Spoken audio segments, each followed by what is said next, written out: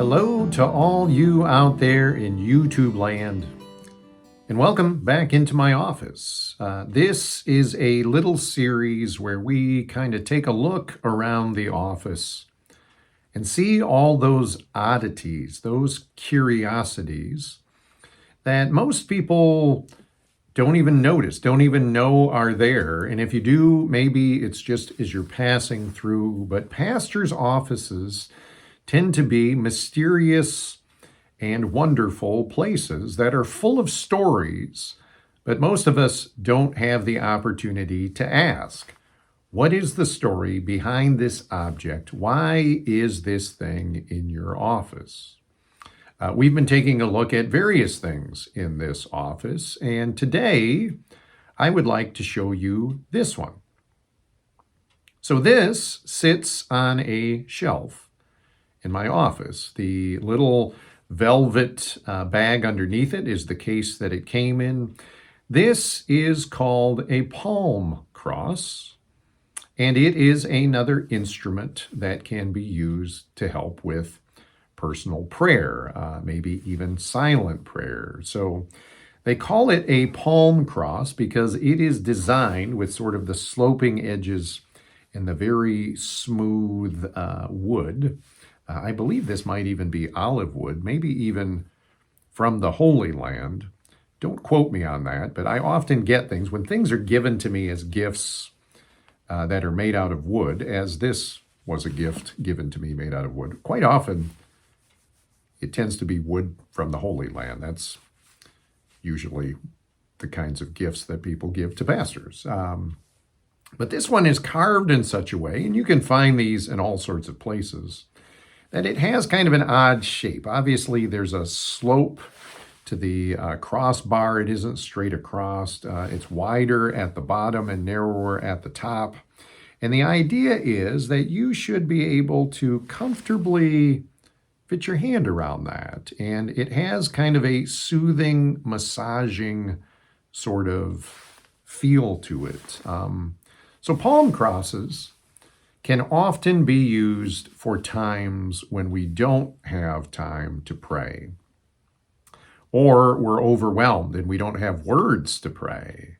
Often what I will do in times of intense anxiety or times of extreme busyness, when we come to the holier parts of the year, whether it's Advent and Christmastide, or Lent and Eastertide, those tend to be fairly busy for me, and I don't always have time to do morning prayers or evening prayers or some of my other favored prayer techniques, whether it's praying the hours or the prayer of examen or centering prayer.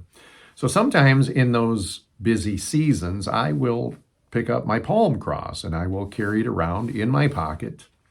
If it's a particularly stressful day and there's some kind of worship gathering or event happening in the evening, I might just keep this in my pocket so that I can reach my hand in and just sort of get it to form fit around there. And it is a very tactile, physical reminder that God is with me, that Christ bore my sins to the cross, and that I can lay those at his feet. And even if I don't have time to put words to prayer, oftentimes a palm cross helps remind me of the nearness of God and God interceding, even sometimes if I don't have the words to use. The Holy Spirit indwells us and helps us even when we aren't specifically asking.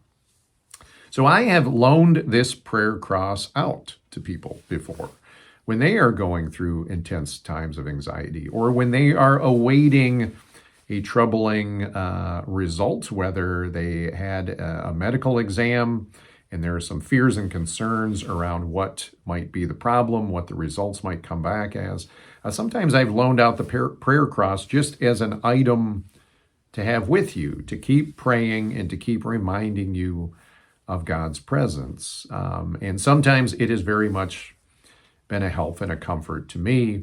Again, this was a gift that was given to me, and I tend to keep these on my shelves. I leave them out so that I physically see them and remember them, but also from time to time just to be able to pick up and to utilize myself or to give to somebody else. So if you ever find yourself in a time of need and you would like a physical reminder, just come in and ask. I would love to loan out my prayer cross to you, and I would be happy to see what kind of benefits and blessings come through that. But that's just another thing in my office. That's just another thing on my shelves. Crazy, you probably didn't even know it was there. So we are going to keep doing this little exercise. We're going to keep looking around the office and finding those rarities and oddities and curiosities. And I'm going to keep informing you about them so that you just might have a better understanding of my little world. And you might have areas where you can intersect with me and join me with some of these things, borrow some of these things as they are most useful. So I am looking forward to the time where we will meet again, whether it is on this screen or on the other side. I look forward to seeing you in person someday soon.